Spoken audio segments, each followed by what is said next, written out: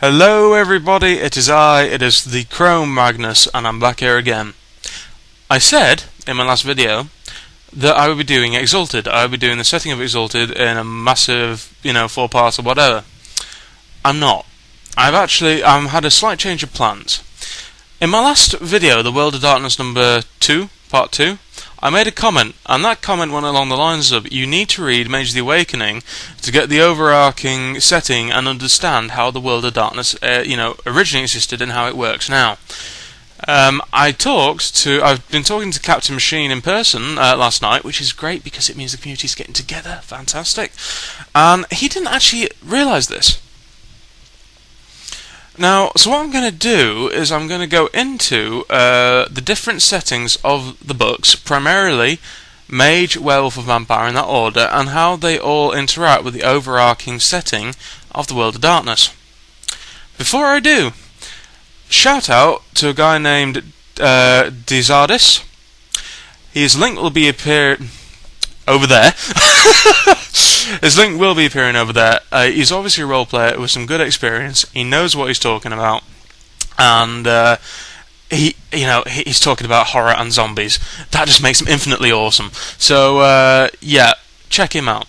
He was kind enough to sort of reply to my Nurse Conglomerate Getting Together video, and I think he deserves to have people have a look at him. So if you ever mind, boogie on over, whichever way it is, and have a look. Okay.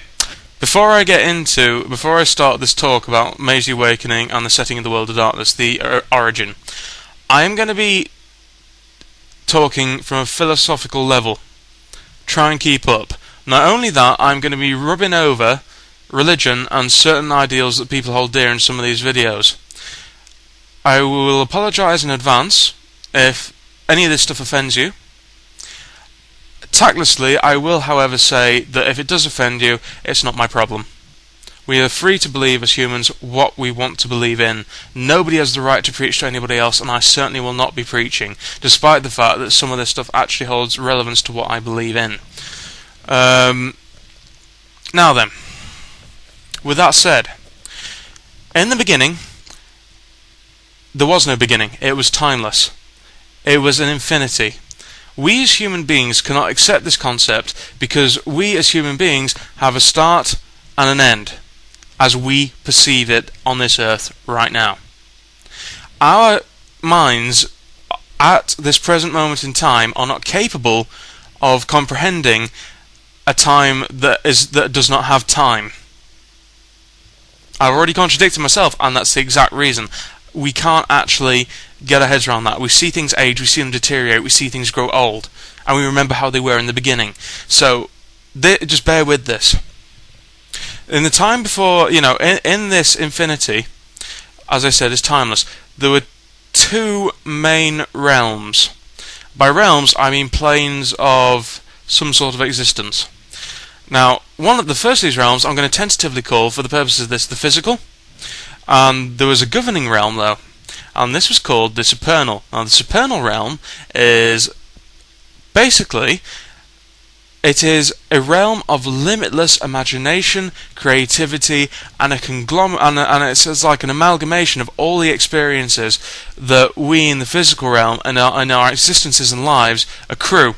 And in that, the supernal. So, in other words, the more experiences we have, and we finally pass on to death, we share our experiences with the supernal, and that allows it to grow. So, in other words, the two realms are like this. They're interlinked, right? Okay, now, knowing that, it's also true to say that in this time before time began, humans did actually exist. It's also true to say, and this isn't us being big-headed, but humans were almost like the core existence as I read it. This is my take on this. So, if people have a problem, or don't be afraid to not take this as gospel, because this is how I read the book.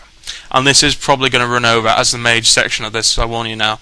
Okay, so the humans are like the core consciousness, but I don't mean that as individuals. Together, as a linked consciousness, they are actually, quite possibly, some of the most powerful beings in existence. Unfortunately, they can't control the power, right? Humans live in absolute terror and fear. The world that now is, everything exists, simply because, as humans, their imagination makes it so. When a group of humans who truly believe something come together, their telepathic link with one another influences the supernal and then creates changes in the physical realm. What this means is they impose their imagination into the real world, and that creates anything they can possibly dream of. This includes things that go bump in the night, and they are absolutely, that are fearsome, and they will, things that will even prey on the things that originally dreamt them up. So humans at this point live in a state of constant terror. They live in tribes that are completely scattered through this wonderscape. All right, they struggle on a day-to-day basis for existence. Salvation comes, however, in just one or two chosen's wildest dreams. They begin to dream up an island of dragons, in point of fact.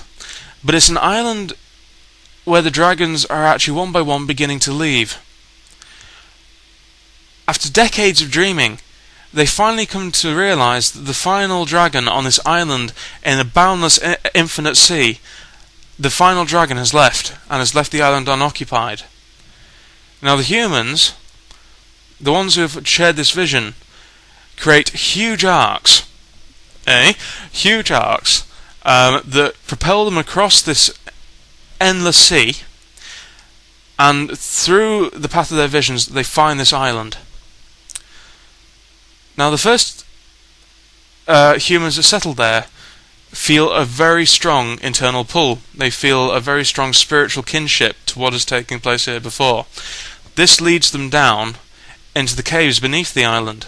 And we're talking quite sizable. We're not talking sort of a little sort of outcrop in the sea. We're talking a fairly sizable chunk of landmass, okay? You might actually, if you compare it to Ireland, as in like the good old Irish, you probably, it's probably a bit smaller than that, but that's the sort of thing, that's the sort of scale we're talking. They led them down to these caves, and what they found in these caves were the fossilized, crystallized remains of dragons of old. Humans, just a gifted few who existed in these caves, had incredible epiphanies. Their minds opened to the supernal. For one brief glimpse, they actually saw the true power of creation itself. And in that glimpse, their souls awoke.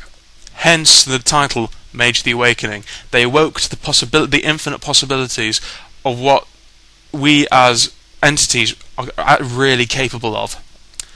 And through this, they found that as individuals, not as the masses of shared consciousness as we once were, but as these individuals could impose their own will, they could bring down the energies of the supernal and impose their own will on reality. This in itself was the act of magic. They changed reality to their own ends. This is magic. This is exactly what magic is. So these people shared a very, very powerful link. Now before the time runs over, in time, more people shared the visions of this new island, and more people congregated. Through the acts of prolific magic, and also through the acts of humans, not all humans awakened. Some humans saw the potential of the supernal, but they couldn't actually draw down its influence. These humans were known as the sleepwalkers. They could understand what was going on, they just didn't have the power of spirit to actually enact their own ideals on the physical world. Over time, they created a civilization. This civilization rose in power. This civilization was safe from the terrors of the real world. And this civilization did indeed have a name. And yes, you knew it was coming. This civilization was the lost civilization of Atlantis, a civilization before time itself began. And with that, I'm going to leave part 1 of this epic tale, and I'm going to go straight into part 2. I'll catch you guys in just a few minutes, okay? Catch you then.